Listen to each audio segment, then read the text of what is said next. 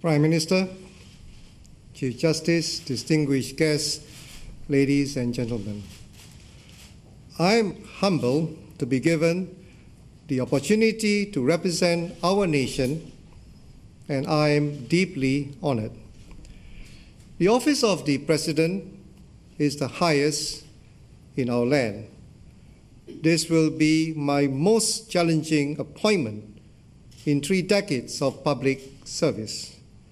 I am acutely aware of the heavy responsibilities and expectations before me. I thank all Singaporeans for their support and their trust.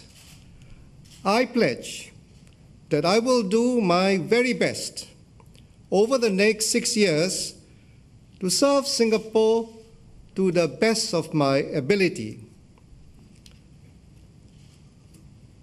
The President is our head of state and has important ceremonial functions.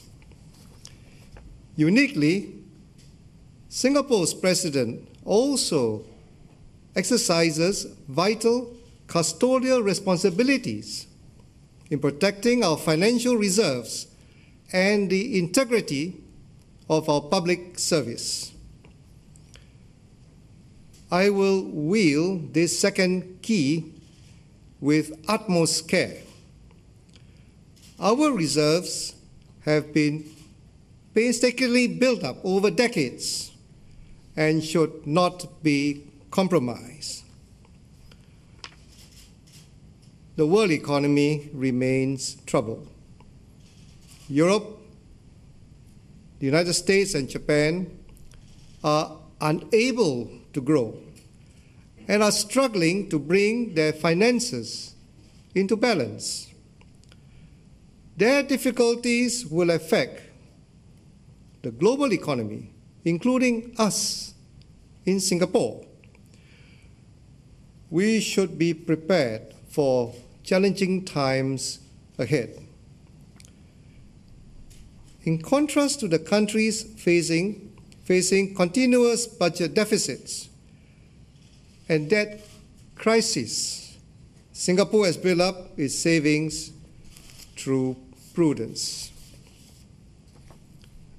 Our government must continue to live within its means and only draw on past reserves in an exceptional crisis like the one we face in 2008.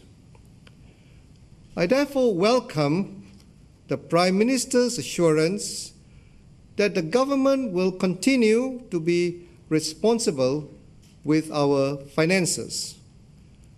I will play my role to safeguard our reserves so that they can continue to give us confidence in tough times. I will also maintain constant vigilance over key public service appointments. I will scrutinize the candidates proposed for these appointments to ensure that they are persons of integrity and excellence, each driven by the desire to serve Singapore. I will exercise these powers with an independent mind, always putting Singaporeans first.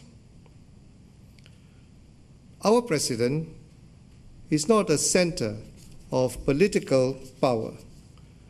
The office is non-partisan. But our President can be a resource, and our President can be a symbol.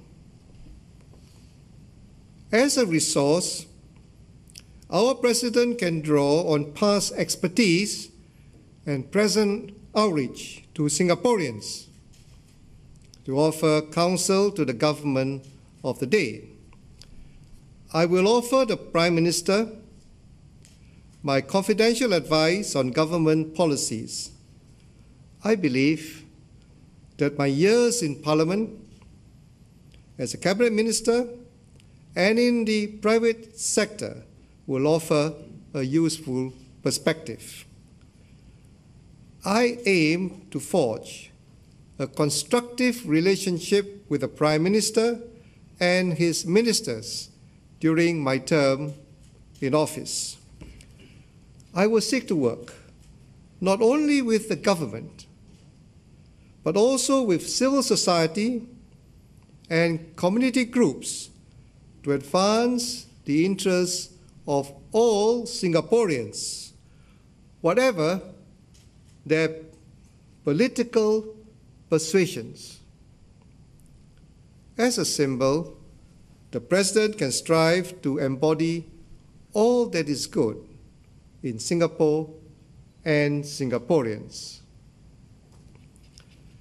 I will engage with Singaporeans from all ages, walks of life, and all viewpoints to understand their interests and concerns. I will strive to strengthen our common bonds and our core values that underpin our society, regardless of race, language, or religion. Whatever your political views, whatever your station in life, I will strive to the best of my abilities to represent you. Singapore remains a work in progress. This is true, literally, as we engage in land reclamation and redevelopment of our island nation.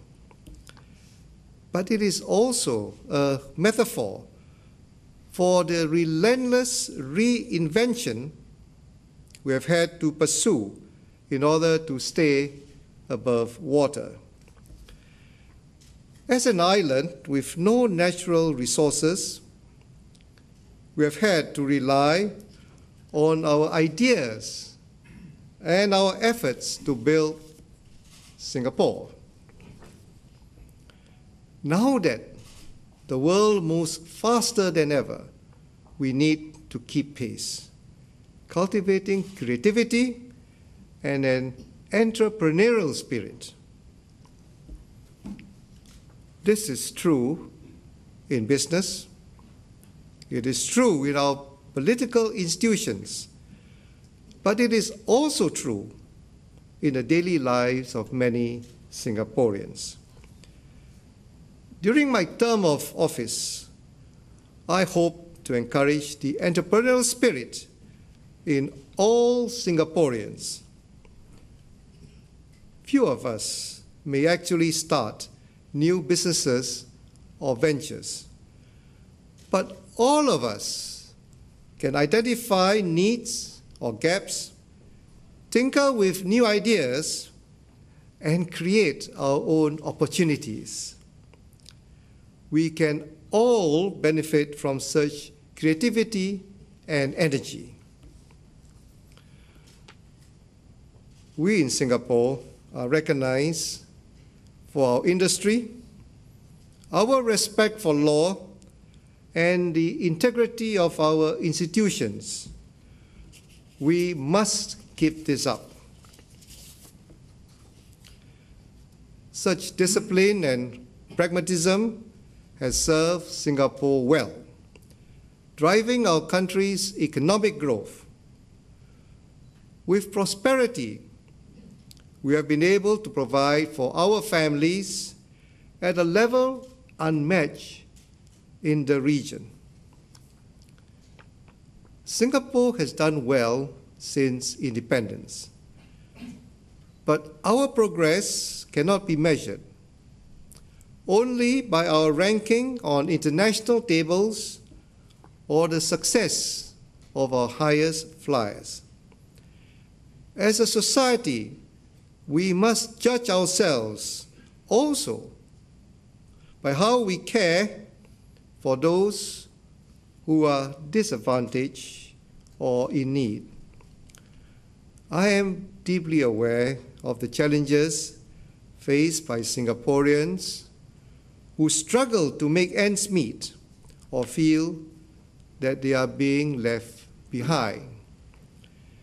As President, I will work with the government, community groups, and the entire nation to make Singapore a more caring and gracious society.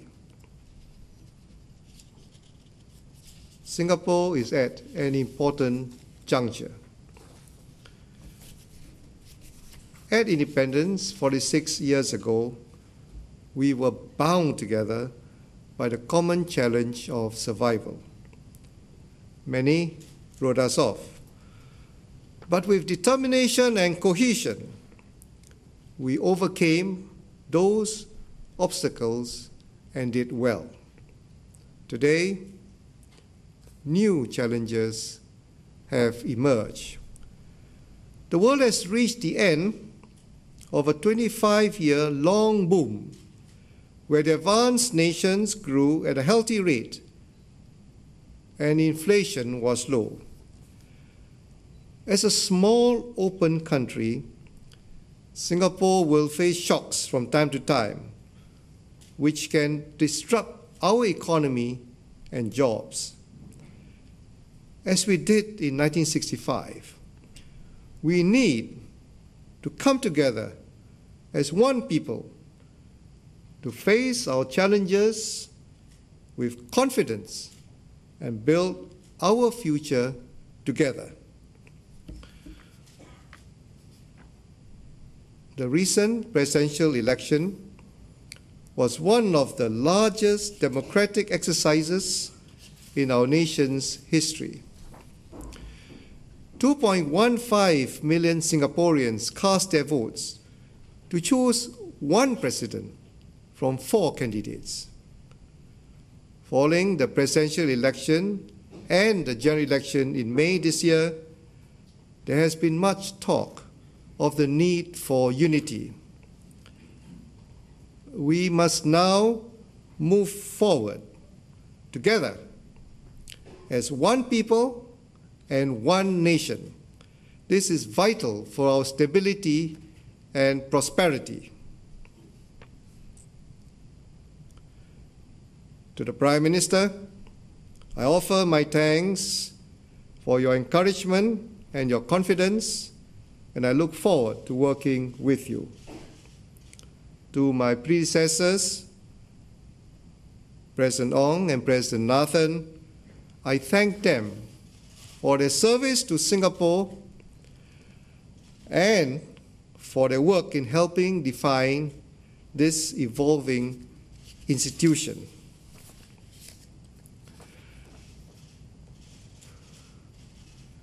To the people of Singapore, I am deeply honored to be your 7th president and the 3rd elected to that office. I am humbled by the tasks that have been given to me. I will apply myself to these tasks with all my ability, with all my energy, and with all my heart. With your support, I will strive to be a president of whom you will all be proud. Thank you.